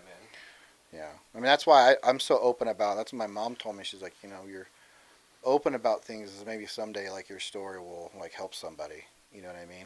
And like it did one time with this dude that came up from Vegas, and like his brother blah blah blah like heard all this, and like I guess it helped him get sober, you know what I mean? So like that's cool. Yeah, he did, because he was like basically on the same track that I was, and like saw what I did, and I don't know, just something I said or fucking stupid ass ebonics and shit that I'd be saying resonated in his head, and this fool was just like, and it helped him, and he thanked me. I was like, bro, I just doing me, like, so. You can say that story 100 times and affect one person, but that one person will be saved for the rest of the time. It's like a teacher, just that one kid they help, you know what I mean? That's why we say thank you for coming on the show, and why it's so important. Yeah, that's the whole premise of this. Like, kind of like, why would people cancel right on before? Because like it is a heavy thing to put out there, just because it is a story. Well, you got to be secure. Like, I'm completely secure, and like I did a lot of fucked up shit, but I'll tell you, like, it sucks, but like I'm comfortable with who I am now, and those things made me the person I am. So maybe, unfortunately, that's just the road that I had to take. And that's the type of strong man that needs to influence on the internet more than what we're seeing. Yeah. And that's why I love this show more than anything. Yeah. because that's what we're bringing to light. We don't need to bring to light another fucking dude that's like trying to be a bajillionaire because his parents were millionaires and they gave him all fucking this bullshit, or another conspiracy podcast and they can just go down that. We don't need any of that shit. I was the opposite of my parents. They can look up to. Yeah, they didn't raise me to fucking be like that. Like, my dad's like, I don't even know how you fucking. To a lot of people. They were like, dude, we raised you not to be this way, and you just came out. But technically speaking, I'm not supposed to be here. You know what I mean? Because my dad got a vasectomy, and I still fucking Michael Phelps into my mom. So, dude, I used that for so long. My dad'd be like, I'm like, oh no, I ain't supposed to be here right now. That's a running joke in my family. Your dad sometimes throws it in like, yep. No, he's just like, would you fucking stop saying that? I was like, just say you didn't want me, and I'll let it go. He's like, well, it did. I was like, no, you kept me, but you technically didn't fucking want me. You know what I mean? So, because my brother and my sister are nothing like, they're fucking good kids, but I just came out like, I don't know. A wild child. Dude, I'll never forget. That strength it takes to swim through the... Dude, I remember telling my mom, and I tell this to people all the time, it's like, my mom, and we were like talking, she's like, what do you want to be when you grow up? And I was like, dude, I want to be a gangster. She's like, what do you mean? It's like those guys that wear those black and white suits and drive around those cars. And she, you know what they do? I was like, yeah, they collect things from people. You know what they do when they don't pay? I was like, yep. That's what I want to be when I grow up. I'm like, that should have been fucking red flag. It's like 9 years old. I'm like, yeah, those motherfuckers all clean cut with the suit and ties, fresh shave. Like, you just walk around it and there's just this ambiance. I'm like, it's like that Peaky Blinders shit. Dude, I mean, I probably could. I was talking to the dude that was in the Marines, one of my bosses. Like, dude, I know I could fucking murk somebody. You know what I mean? If they sent me on some crazy missions, and it was for like a good cause and shit, but that comes with the price. You know what I mean? But I don't know. Yeah, I don't know. My dad tried to get me to go in the military, but because my brother did 22 years. Whoa. Yeah, and he's fucking murked some. He's been in Iraq like hella times, so he smoked some fools for sure. For sure, he was a door gunner. See it on there. So, storming doors. Yeah, so he's seen some shit. Yeah, I don't know. My dad wanted me to go into it, but they wouldn't let me in. So it's just incredible he made it back at one piece. Yeah, and he's a fucking father, man. How's he doing? Like, he doesn't talk to my family or talk to me. So interesting. Yeah. So you and your siblings, what's that relationship? My brother was my best friend. Then he went to the army, and then that was it. I never seen or heard him again. Then, I told my parents one time that they should fucking turn me in, and that kind of pissed me off because he told them that. Yeah, you don't fucking rat on people, bro. You don't do it, and you don't rat on your family. You know what I mean?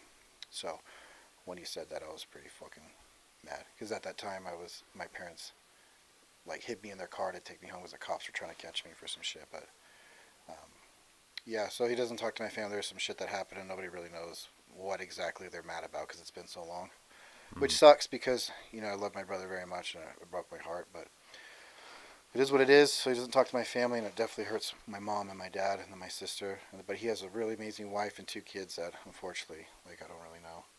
Would you ever reach out? I mean, we've talked like here and there, mm-hmm. but and I've like tried to. He called me like when my son was born, and then like I've tried to like send him stuff on the internet and stuff, but he just like doesn't really respond. And then I was talking to his wife, off and on, because she's fucking awesome, and it just kind of fell out. You know what I mean? Mm-hmm. So it kind of sucks, but again, like you're talking, it's like either you're in my life and you're with it, or you got to keep it pushing. Yeah. No, it's fair. It's part of your growth. It's like no harm, no foul. You know what I mean? Yeah, It is what it is. It's like, hey man, it's nothing personal. Yeah. It's just like I am such a thin string that I'm trying to grow into a thick rope. You know what I mean? Like, and he like hates me or hated me because supposedly some of the affiliation of some of the vegan shit I was involved in like messed up some of his clearance, but I don't know. It was like tall tales, something, I don't know. So it is what it is. Oh yeah, they go with the top secret, bro. Like, and if they have any affiliation with that, your brother, you're done, bud. Yeah, so, you're done. Yeah, who knows? Yeah. It is what it is. It is what it is. S lo que es. You don't love him any less. No. As long as he's happy and doing his thing. And you still talk to your sister? Yeah, sister. That's my homie, dude. She's a fucking crazy ass savage woman, man. She's a rider, man. She's loud and rambunctious. She beating dudes up too? No, dude. But she's like the best. We always make fun of her because she loves to fucking argue, dude. Like, she will argue fucking till the end of the day. So we always talk about how she should be a lawyer, but she's a writer, bro, and she loves me very much, and she's, been there for me. And she's married, has 2 kids and stuff like that, and we're close, and I see him all the time. So, Uncle Nick, bro, yeah. That's so amazing that even through all the trial and turbulence of your life, that you still have such a family foundation. Oh, dude, so lucky. Say your brother still, but there's still time for him to come around. Yeah, You know what I mean? Like, I think there's still time for that. I think if I called him and I was like, bro, I need to come out there and like get away, I think like he probably would. You know what I mean? So that's cool. You know, but yeah, I'm very very thankful, very blessed that my family is stuck by me. You know, like I said, my mom and dad are my best. We're closer than most. You know. No, that's yeah. Which it seems like you know you gave them plenty of opportunities to turn the other cheek and for them to be there for you. That's you know those are some special people. And they you know I do a lot for them. You know what I mean? Try to be better and good and show them that they didn't fail by raising me. Like they gave me a chance at life. So you know. That's powerful shit. Yeah, Shout out take to Nick's advantage of parents. it and just make them fucking proud. You know? Yeah, that's the respect that I aim for now. I love that this entire story was just revolved around good parents. You know what I mean? We didn't have to go around any of that. That was fucking amazing. Well, that's what the judge would say. They're like, you don't even come from a broken home and you're doing all this shit. No, and I would. Do you have anything to say? No. I'll accept whatever responsibilities. Like I just didn't care. Like going to graffiti, you're going to jail. Or fight, you're going. I didn't care. It didn't matter. Like this is just part of it. Like you know what I mean? So they would always say that. Like dude, you're really fucked up. Like this kid has no family. You know what I mean? And like he comes from abuse, and so we expect him to be a shithead. It's like you were willingly hanging out with the wrong kids and all that shit. I'm like, yeah, that shit's cool. No.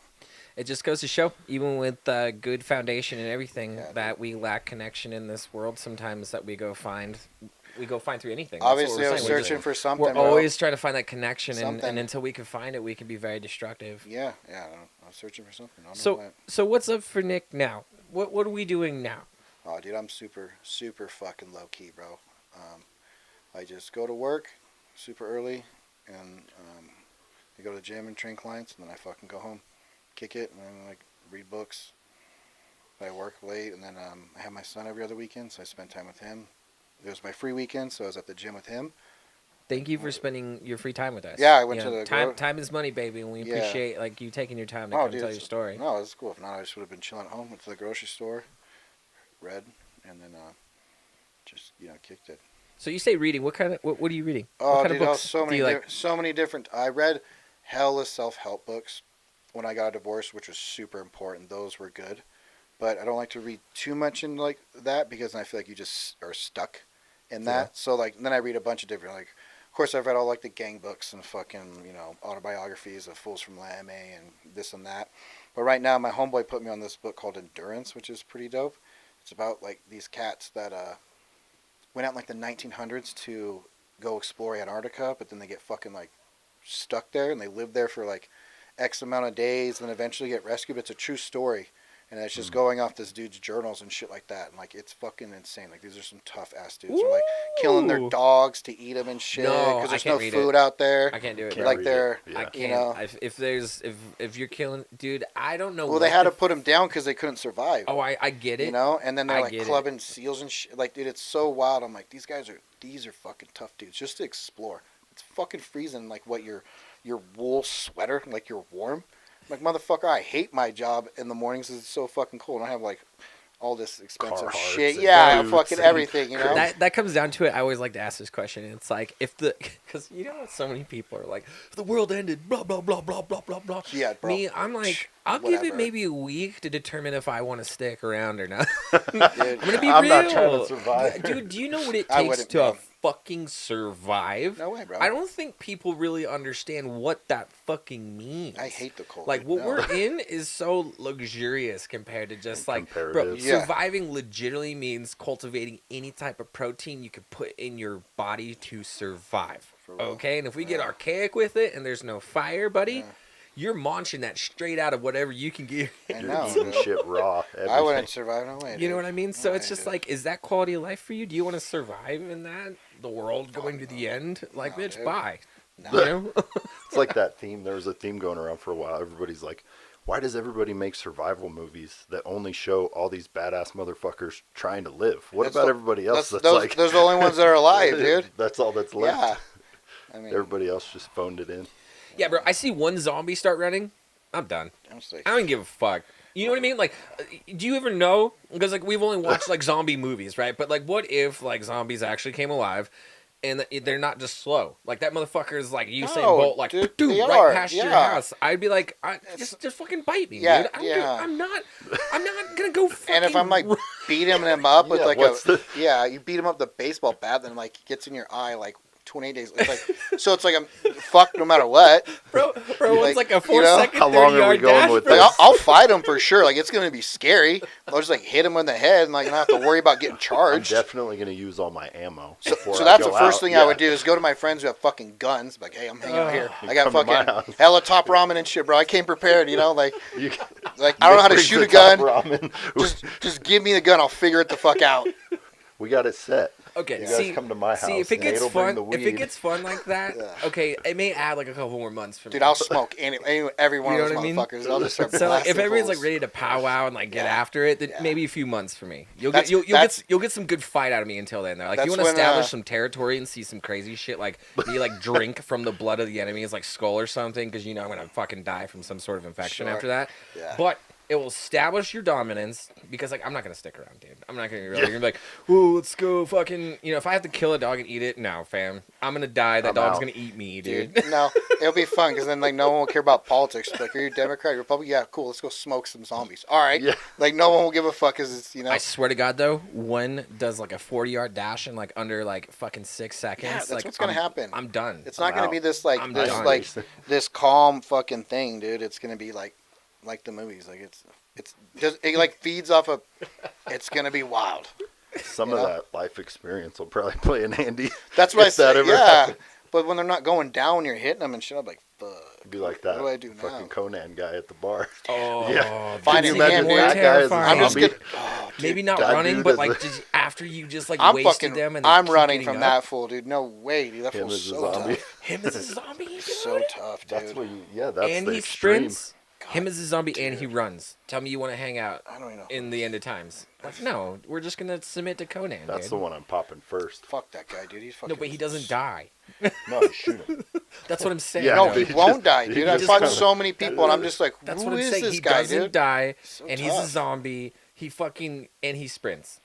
Nope. Like I'm no, out. no, fam. I'm good. I Whoa. salute to You you, don't have a Conan, choice. Yeah, the he's gonna- zombie. he's gonna- Like I'm good, bro. He's gonna We bite out. your neck. You're done. Time to meet the maker, dude. You know what I mean? Yeah. And be like, what the fuck?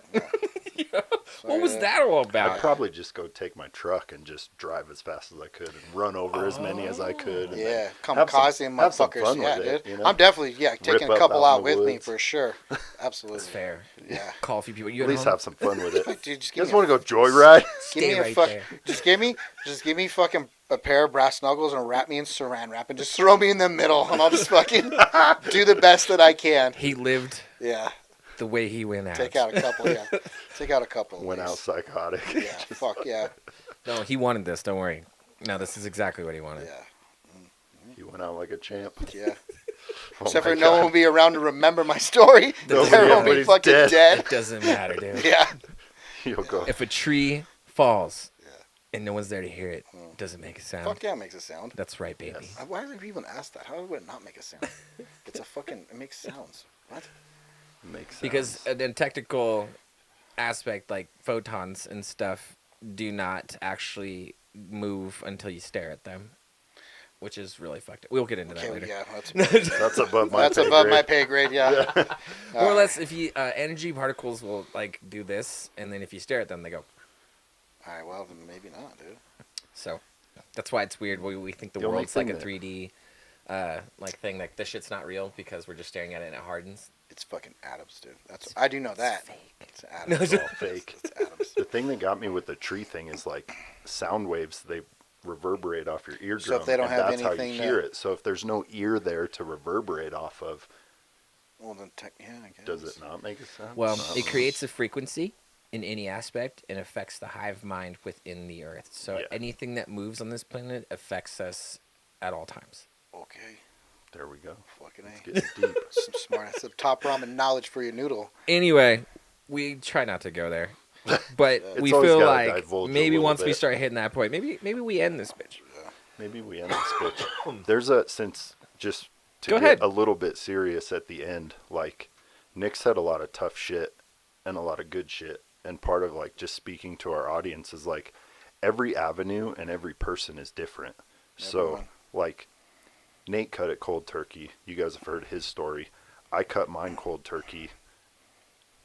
Nick did the same thing. Yeah. You don't have to do that. You can go to AA. No, you can. If it works you can for utilize you. whatever you but need to the do mind in is your the most situation. powerful thing. If you wake up every morning and tell yourself, like, something positive, or do that, like, you'll start that way. So if I'm just like, no, I am going to get sober, you find different ways to distract. Like, it's teaching someone or showing somebody. Like, when I was in the NA meeting, like, I was telling these dudes, like, yeah, I did all this. Like, let me tell you, I got sober. I was like, you need to figure out why you're getting high. And if you guys don't, you're going to be right back here. Yeah. And I was just like, I'm proud of every single one of you for being sober for the last 30 minutes of being here. Like, you can do it, but you got to do it yourself. Like, no one's going to fucking help you. For real. So even going to those things, at the end of the day, Yeah. it's fucking you.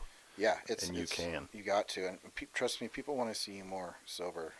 I think they do. our common theme between me and you, without the higher power portion of it and going and getting like sober on our own, I think therapy probably played a big part between the two of us.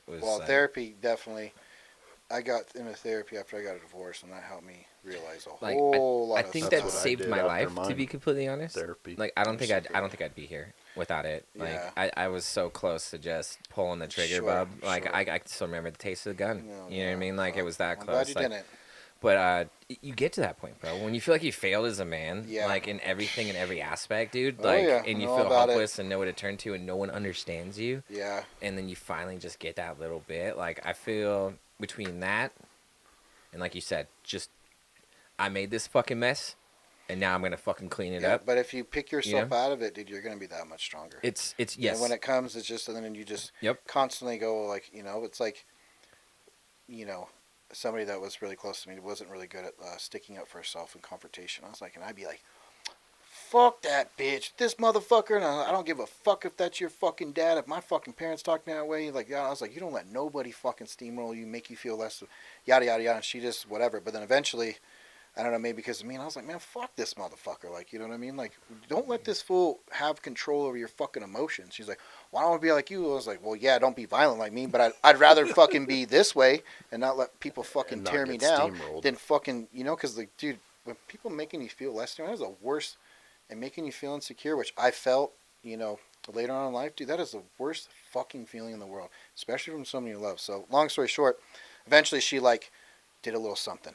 And a little something. And then, bam, dude, she cut this motherfucker out of her life, dude, and, like, just started on a great path.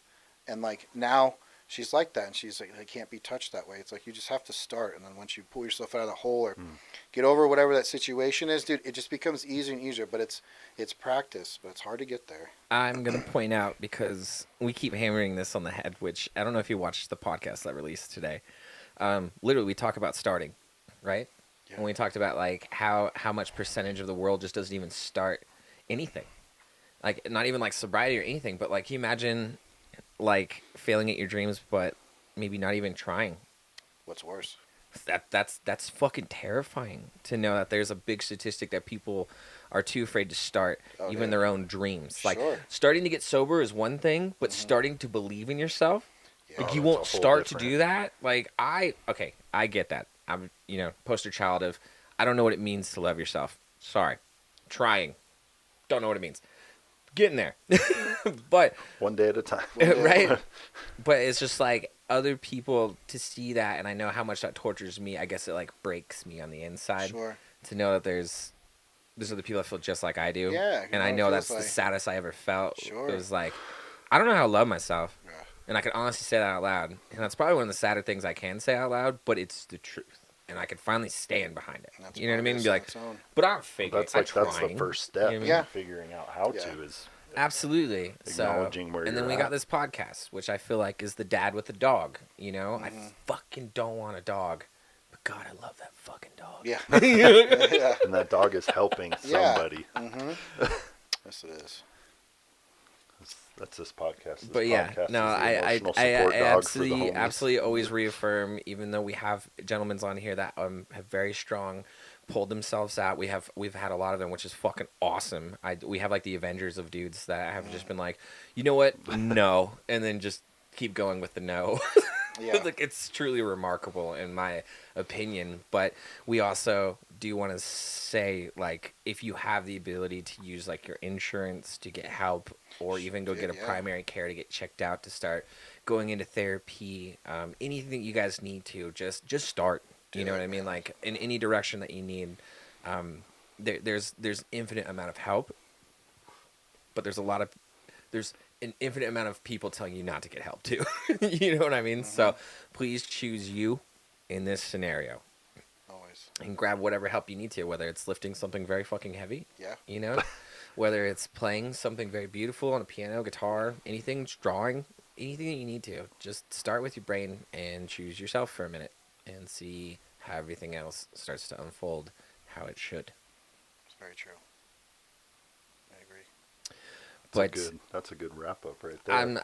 I'm done pelting you with questions, man. I think you gave us everything in your life story without giving away too much, which was I think is fantastic sounds because more negative than positive. But no, yeah. it really Well, no, the didn't whole though. ending, Like though, yeah, you're gonna coming watch out this of it. back and you're like, holy shit. Yeah.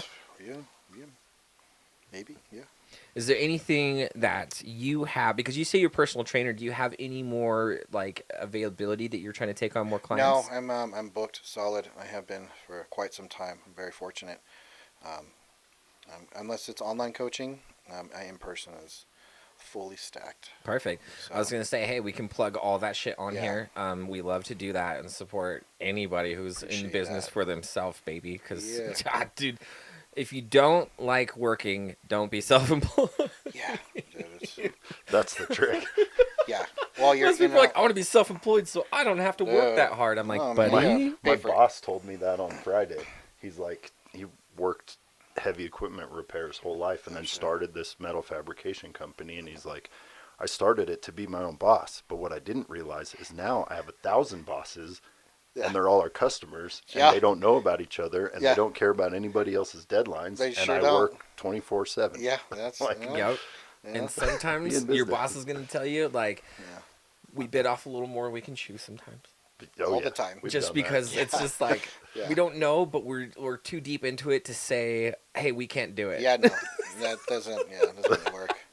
We don't like to And say I- no. And I love fucking dudes that can just grab that by the nuts and run with it. You don't have a Be choice. like, you dude. know what? You Let's just get it done. Fuck it. You know what? I'm gonna lose sleep over this. Fuck it. Just getting the job done. It is what it is. I love that shit. Yeah. I'm proud of you. All right. Nick. Well, Thanks. Man. we're glad that you're stacked up. If you ever not, please let us know. We'll plug you. Oh shit! There goes my soda. Is that a Sorry about that. a mic This is drop? probably the worst. Yeah, the worst ending ever. But yes, nothing else you want to say? Unless you have any other questions, Adam. No, I think nailed it you answered pretty them all. hard. I appreciate it, man. Yeah, hopefully I said some What about you? You got anything? intelligent shit, maybe helpful. I think we heard a lot of good stuff. I know. Hopefully. This is the quietest I've been. Laughed, says a lot. laughed We a did- lot of I things did- we shouldn't laugh at. But Dude, I did a podcast with the homie Chris that owns the gym we go to, and like we filmed the whole thing, and it was just all the stories about like the fighting and the graffiti and drugs, and I like 2 days later I was like, dog, you can't air that shit. I was like, dude, I look so ignorant, and it's just the most negative fucking. And we're like laughing. I'm like, yeah, I did this. He's like, what? I'm like, yeah, it was like a fucking Tuesday night. You know what I mean? Like, No, and like, this- so we had to redo, and I had to like speak much more positive. But he just like caught me on a wind, dude. And he was just like kept asking the right questions, like, oh, and then this happened, and then this happened. I'm like, we were smoking crack in this. Chris blah, is blah, he's blah. good at that. And he was just like, what? And I was like, dude, we can't air that shit up. No, that's too much. I don't want to be people think I'm just a fucking. Not like where that, there's you know? no No, like no, light the- at the Yeah, end of like, the tunnel, no dude, moral of the Like, I don't even want to have a story. conversation with this fucking guy. He is out of control. I'm like, no, I'm not like that. No, I didn't catch any vibe on that at all. Yeah. No, I think we did it very beautifully as far as like touching the surface of things. There's some things that mom just doesn't need to know. Well, that's you know? the thing. My mom knows everything. But no, but it's a saying, you know. Yeah, I get what you're saying. Because like my mom likes to hit me with, well, you didn't grow up that bad, and I'm like, there's just so much you don't know, Sure. you know, and that and she's just like, why would you ever tell me? I'm like, because there's some things you just don't tell. Well, your and mother. that's what You happened know in what the podcast. It just like was irrelevant shit.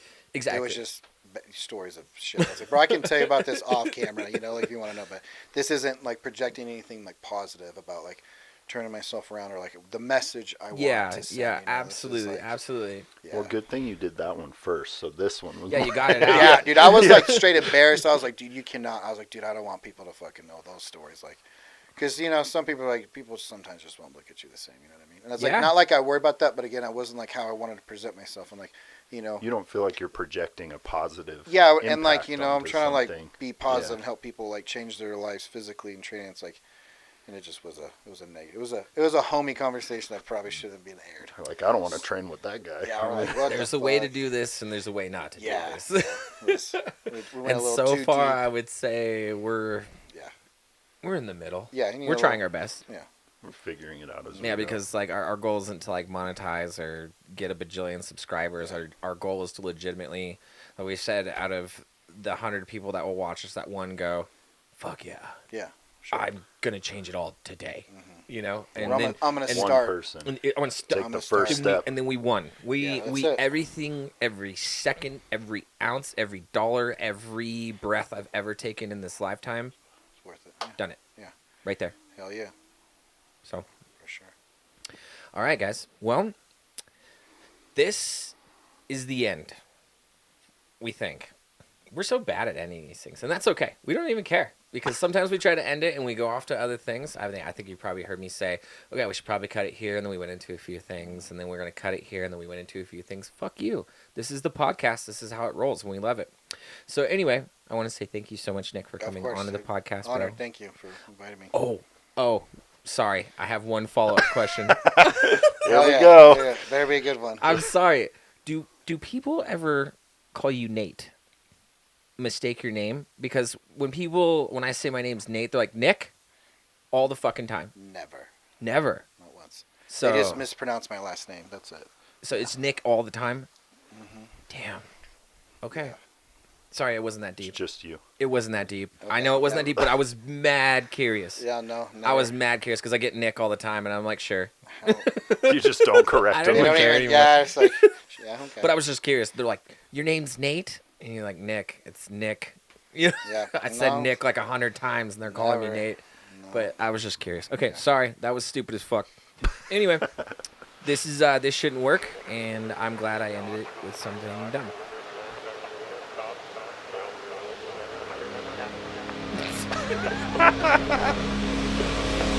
If you or a loved one is having a hard time, please reach out and get some professional help. Here are some links to get you guys started. We would rather hear your stories than attend your funerals.